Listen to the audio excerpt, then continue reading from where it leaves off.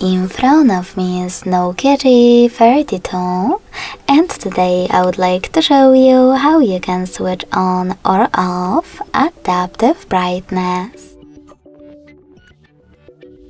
You need to begin by going into Devices Settings and clicking on Display after scrolling down.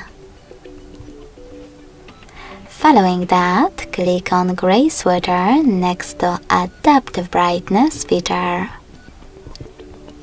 As you can see, my switcher is blue. That means that auto brightness is enabled. But you can always disable it by tapping on the same one again. Thanks so much for watching. If you enjoyed this video, don't forget to leave a like, comment and subscribe. Bye!